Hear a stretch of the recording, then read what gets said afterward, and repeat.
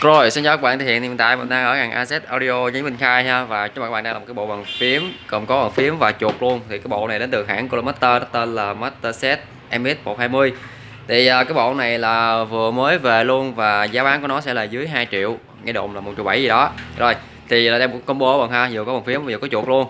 Thì cái bàn phím này là nó bật nhờ vào có hệ thống đèn RGB nè, rồi nó có thể thay được cây cáp của Cherry, bạn có thể mua cây cáp rồi để mà gắn vào tùy biến sao cho bạn muốn. Rồi, mặt sau của cái phối hộp này nó in một số những cái thông tin cơ bản của cái bàn phím, thì lát mình sẽ nói sau. Bây giờ mình sẽ khui hộp lại bạn xem coi là bên trong nó như thế nào ha. Đây, mở ra. Đây, mở ra như thế này. Đó. Hàng mới về luôn. Xong, đây. Đây là bàn phím nè, đây là chuột. 11 cái combo. Bây giờ mình sẽ lấy ra ha. Đó, đóng gói cũng rất đơn giản thôi. Rồi bây giờ mình đã lấy ra hai cái cho bạn xem này ha. Đây là cái bàn phím nè, và đây con chuột. Thì phụ kiện nó kèm theo cái bàn phím này là chỉ có hai thứ thôi. Một đó là một cái cuốn sách hướng dẫn nhanh như thế này, thì mình nghĩ là bạn đọc qua, bởi vì là bàn phím là chuột đó, nó không có phần mềm đi kèm mà bạn phải tinh chỉnh trực tiếp thông qua những cái phím tắt trên cái bàn phím này. Ok, đây là một số những cái thông tin ha, thì lát hồi mình sẽ nói cho bạn xem sau. Thứ hai đó là mình sẽ có một cái switch ở đây. Thì đây là cái switch mà nhà sản xuất đi kèm theo để mà mô phỏng cho bạn biết được là cái bàn phím này nó sẽ dùng cái switch như thế nào ha. Đây là cái cơ chế của nó. Thì bạn thấy là cái phần nhựa bên ngoài được làm trong suốt để mà cho cái việc mà hát đèn lên bên ngoài nó sẽ sáng hơn, đẹp hơn. Bên dưới thì mình thấy là nó vẫn có một cái lò xo ở đây ha. Đó, như thế này. Vì mình nhấn vào nó sẽ nhìn cái click key. Đây ha, mình nhớ các bạn xem ha. Đây. Đó. Nhấn vào nó sẽ nhìn tiếng click key như thế này. Rồi. Thì quay trở lại với cái bàn phím này thì bạn thấy là nó có một cái thiết kế khá là đơn giản ha, vẫn là một cái thiết kế layout chuẩn nè. Và ở đây sẽ có một số những cái biểu tượng như là num lock, cap lock gì đó, score lock. Rồi và nhân sẽ có một cái phím khóa Windows ở đây. Rồi và thay vì phím Windows là hình biểu tượng bây giờ là sẽ ghi là biểu tượng là Colomaster ở đây ha. Đây mình sẽ bạn xem đó. Rồi. Đây mình sẽ gọi thử bạn xem cái switch của nó như thế này. Đó. Nghe clicky nghe cũng đã tai, nhưng mà mình thấy là cái lực nhấn nó hơi nhẹ. Đó, như thế này. Đó. Rồi. Rồi. Nói chung thì toàn bộ bàn phím này á, cái vỏ bên ngoài á, thì được làm bằng chất liệu nhựa, và mình thấy một cái cảm giác cầm lên nó khá là nặng và khá là chắc chắn. Rồi, thì đó là mặt trước bạn ha.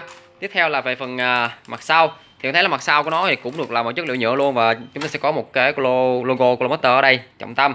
Và mình sẽ có là hai cái đế cao su hai bên như thế này để mà giúp cho cố định cái bàn phím, và có hai cái phần nhựa để mà nhô lên như ở đây để mà tạo độ nghiêng cho cái bàn phím. Thì bên dưới nó cũng có cao su luôn. Rồi xong. Tiếp theo là về phần dây.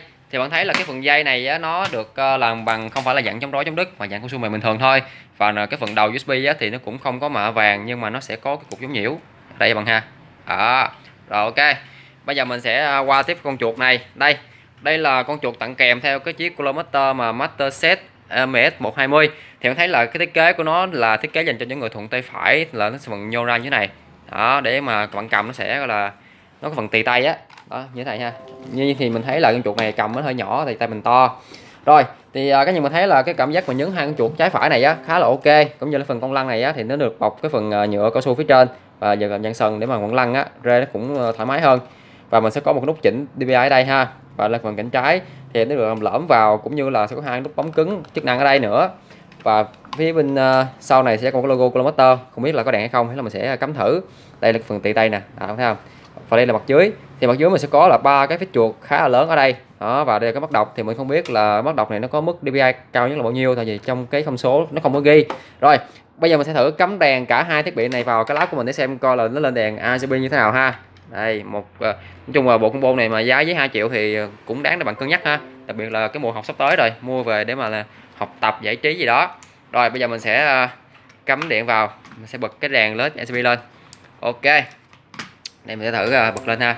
Bật anh đi, bật cái đèn giùm anh đi. Rồi đó. Thì mình thấy là đây là cái đèn RGB nó đã lên khi mà mình bật trên cái bàn phím ha. Đó, nói chung là rất là lung linh và rất là đẹp. Đây. Thì bên dưới là nó có một cái tấm phản quang, cho nên là khi mà bật lên nó đèn nó sẽ hắt ra bên ngoài á, thì nó sẽ sáng hơn và đẹp hơn rất nhiều. Đây. Đó, rất đẹp luôn. Rồi ok. Và cái bàn phím này nó sẽ có 10 cái chế độ đèn khác nhau để cho bạn tinh chỉnh. Thì thông qua cái phím tắt là N cộng cho F5, tức là bạn thấy cái chữ mod trên đây nè. Thấy không?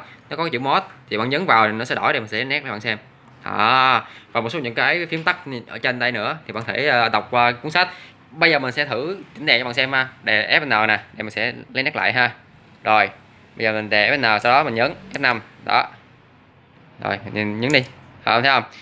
đó, nó sẽ có hiệu ứng như thế này. Rồi tiếp tục tiếp theo như thế này, đó, nó sẽ chạy ngang qua. Rồi nữa thì nó sẽ là một màu những màu liên tục như thế này. Tiếp tục là nó sẽ là chạy đó. Rồi F5 tiếp, đó là tốc độ bằng ha. Đấy, nhiều thứ. Rồi bạn có thể tinh chỉnh được ba cái chế độ màu là red, blue, green ở đây. Rồi và chế độ sẽ chuyển gì đó. Rồi tiếp tục đây chế độ màu đó, rất là lung linh luôn, rất nhiều thứ.